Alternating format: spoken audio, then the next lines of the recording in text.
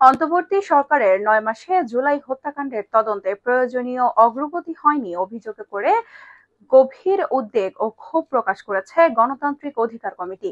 তারা বলেছে, পরিচিত অপরাধীদের দেশ ছাড়তে দিয়ে হত্যার মিথ্যা গণমামলায় লেখক, শিল্পী, সাংবাদিক সহ অসংখ্য মানুষকে জড়ানো হচ্ছে। গণতান্ত্রিক অধিকার কমিটির পক্ষ থেকে অধ্যাপক আনু মোহাম্মদ এক সংবাদ বিজ্ঞপ্তি পাঠান।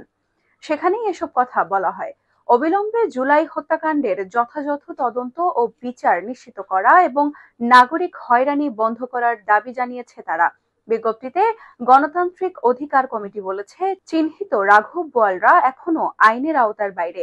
অনেককে বিদেশে চলে যেতে দেওয়া হয়েছে। তদন্তের দীর্ঘসূত্রতা ও রহস্যজনক ভূমিকা জনমনে গভীর হতাশা তৈরি করছে এবং ন্যায় বিচারের প্রতি জনগণের আস্থা নষ্ট করছে।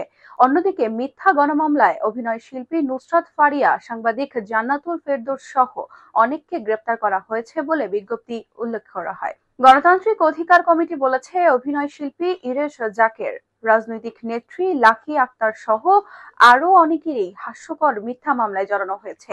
এই হয়রানি নৃশংস জুলাই হত্যাকাণ্ডের বিচারের জনদাবির প্রতি চরম প্রতারণা।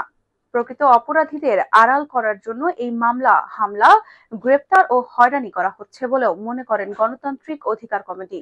তারা বলেছে, এ ধরনের কর্মকাণ্ড শুধু ন্যায় বিচারকে বাধাগ্রস্ত করে না, বরং দেশের গণতান্ত্রিক মূল্যবোধ ও আইনের শাসনের প্রতিও চরম অবমাননা।